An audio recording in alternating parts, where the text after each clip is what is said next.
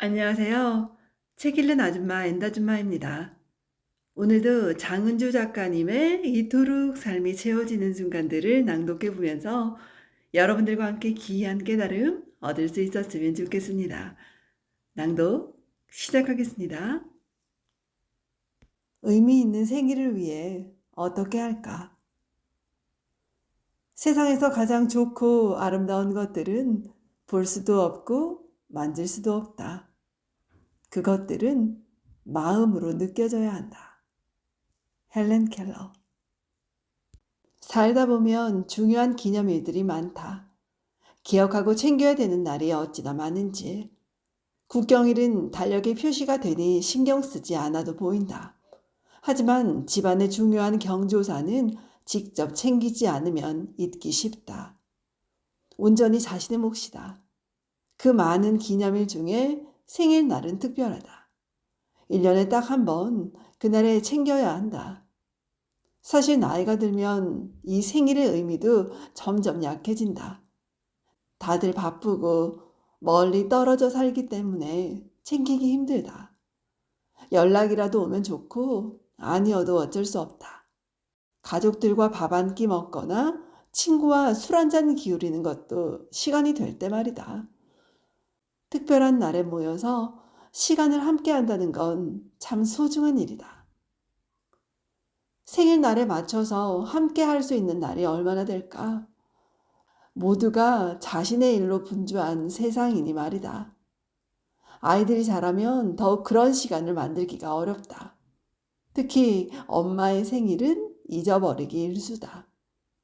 신경 쓰는 이가 없으면 언제인지 기억도 안 난다. 그러니 나이가 들수록 자기 생일은 스스로 챙겨야 한다. 누군가에게 기대를 하면 아쉬움만 커질지도 모른다. 40이 넘어 달리기를 시작한 나는 마라톤에 나가 10km를 여러 번 완주했다. 그 전에 달리기는 상상도 못했다. 마라톤에 나가 달리다니 이건 정말 기적이다. 걷기 시작한 덕분이다. 체력과 상태를 알기에 욕심내지 않고 꾸준히 했다.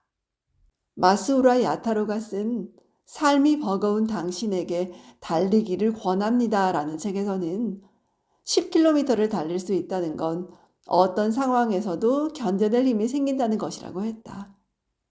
발끝에서 10km라는 거리가 자연스러워질 때까지 달리는 걸 목표로 했다. 주 2회씩 시간만 나면 집 주변을 열심히 달렸다. 그리고 한 번씩 마라톤 대회에 나가 어떤 기록이 나오는지 확인하는 재미가 있었다. 그런데 어느 정도 달리기에 익숙해졌을 때 코로나로 더 이상 대회에 나갈 수가 없었다. 이제 당분간 달리기는 접어야 하나 싶었다. 고민하던 순간 비대면 인증이라는 게 생겼다. 역시나 어떤 상황에서도 방법은 있구나. 달리고 싶은 장소와 시간을 정하고 앱을 통해 인증하는 거였다. 함께 달리는 재미는 덜했지만 그 나름의 편함도 있었다. 틈나는 대로 비대면 신청을 해서 혼자 달리고 인증하며 기록을 차곡차곡 쌓아갔다. 마침 생일이 다가왔다. 그때 문득 나만의 특별한 생일을 보내고 싶었다. 나 스스로를 위한 선물을 하면 좋을 것 같았다. 방법을 고민한 끝에 달리기로 했다. 생일날에 달리기라니 생각만 해도 웃음이 나는 이벤트였다. 생일 전부터 어디를 달릴까 찾아봤다. 이것저것 준비하면서 기대되고 설렘이 생겼다. 탁 트인 강변에서 혼자 멋지게 달리는 상상만으로도 충분히 즐거웠다. 생일날 아침 특별한 곳에서 새로운 공기를 느껴보고 싶었다. 평소 달리던 길을 벗어나 집에서 차로 30분 정도 떨어진 생태공원을 택했다. 집 앞 편의점에서 삼각김밥으로 가볍게 아침을 해결하고 이동하는 길은 무척 설레었다. 컨디션도 꼼꼼하게 체크했다. 탁 트인 공터에 차를 세우고 먼저 스트레칭을 했다. 앱을 켜고 조금 달렸는데 엉뚱한 길이 자꾸 나왔다. 이 길로 계속 달려야 하나? 걸음을 멈추고 한참 동안 폰에 표시된 지도를 뚫어지게 쳐다보았다. 반대 방향으로 달리고 있는 게 아닌가. 너무 흥분해서 지도를 거꾸로 들고 있었던 거였다. 달리다 보니 갑자기 주변이 막혀 있었다. 길이 이어지는 줄 알았는데 난감했다. 지도만 봐서는 헤매기 딱 좋은 곳이었다. 이른 아침부터 길 찾느라 한바탕 소동을 벌이고 나서 다시 출발했다. 길을 돌아 나와 다시 달리기 시작했다. 헉헉거리며 달리는 동안 처음에는 숨이 차서 아무 생각도 안 났다. 좀 시간이 지나자 호흡도 페이스도 편해졌다. 그때 묵묵히 길 위를 달리는 내 모습이 보였다. 나는 도대체 왜 이렇게 달리고 있을까? 문득 그런 생각이 스쳤다.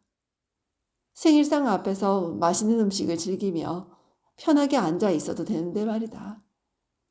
달리는 내내 그 이유에 대해서 생각해 봤다. 생일하면 자연스럽게 떠오르는 풍경이 있다. 매번 케이크 앞에서 촛불 끄고 사진 찍는 생일. 그 순간은 좋지만 먹고 즐기고 끝나는 생일에서 조금 벗어나고 싶었다. 한 살을 더 먹는 나에게 그저 흔한 생일이 아니었으면 했다. 이전보다 조금은 특별한 날로 남기고 싶은 바람이었다. 그런 분명한 이유를 떠올리며 달리니 스스로에게 응원이 되었다. 그 한 번의 달리기 이후 나는 생일이 되면 달리기를 한다. 해마다 몸이 기억한다. 작년보다 달리기가 힘들구나. 올해는 어디가 좀 나아진 것 같구나. 스스로를 돌아보게 된다. 나이가 더해지는데 이렇게 달릴 수 있다니.